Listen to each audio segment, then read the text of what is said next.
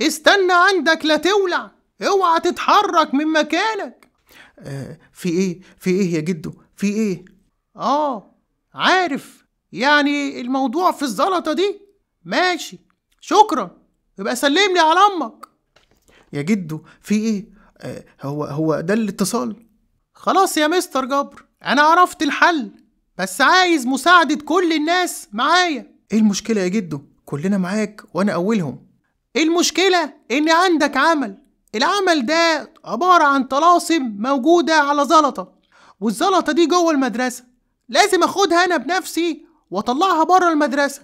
انت متأكد يا جدو زيكو من الكلام ده؟ يا مستر، لسه المعلومات جايالي دلوقتي، وبعدين انت هتخسر ايه؟ جرب وهتدعيلي. معاك يا جدو، شوف عايز تعمل ايه. يلا بينا ندور كده في المدرسة، وخلي كل اللي شغالين يدوروا معايا على الزلطة دي. حاضر يا جدو، يلا بينا. يا جدو مفيش ولا زلطة جوه المدرسة. معقول يا جدو؟ انا مستغرب ازاي. ما هو مفيش حاجة بالساهل، انا عارف. هو في حاجة هتيجي بالساهل؟ يا مستر انا متأكد ان هنا في زلطة. طيب نكمل وندور تاني. لا يا مستر، اسأل الناس اللي شغالة هنا كلها، حد شاف زلطة في اي مكان؟ ماشي يا جدو، مش قلتلك يا جدو في حاجة غريبة؟ حوش المدرسة كان مليان زلط، دلوقتي مفيش ولا زلطة فيه. ما هو انا متأكد يا مستر جبر ان في زلطة هنا في المدرسة. احنا دورنا وسألنا كل اللي هنا، هتكون فين يعني يا جدو؟ لا، في واحد ما تسألش ولا شايفه واقف معاكو، الأستاذ ممنوع اللي مرزوع بره ده على البوابة. هو فين؟ هبعت اجيبه ليك حالا يا جدو ونشوف.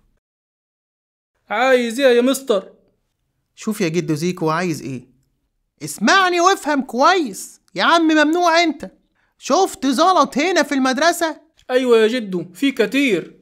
الحمد لله. فين بقى؟ في العواميد والسقف ده. انا هنا من وقت ما المدرسة كانت ارض فضاء.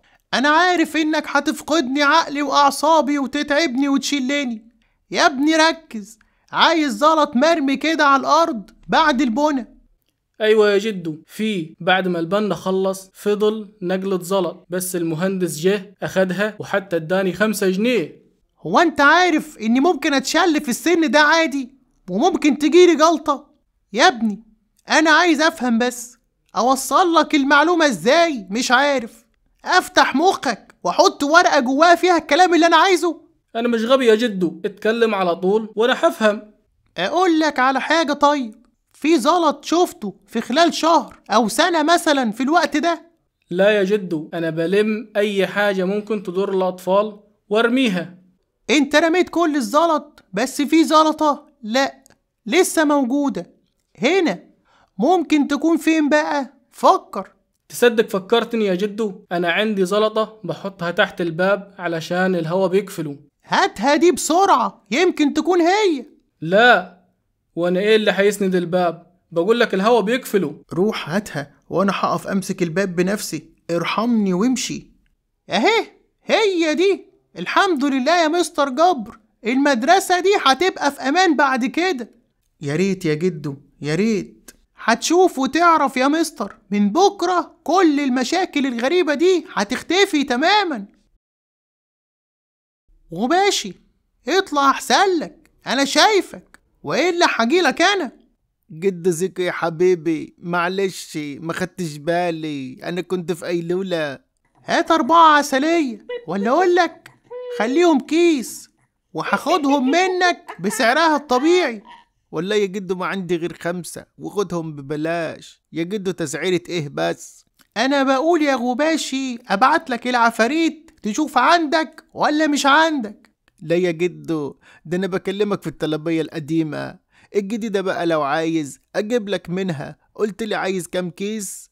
هو كيس واحد، وكل يوم هعدي عليك اخد منك اللي انا عايزه، انت فاهم؟ تحت امرك وتحت امر عفاريتك يا جدو، ده انا خدامك، بس ابعدهم عني.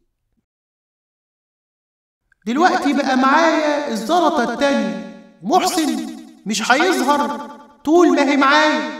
ما انا ممكن اطلع الزلطة الاولى بره الفانوس، وبكده اخلص من محسن ده للابد، لانه مش هيقدر يظهر طول ما الزلط ده بره الفانوس.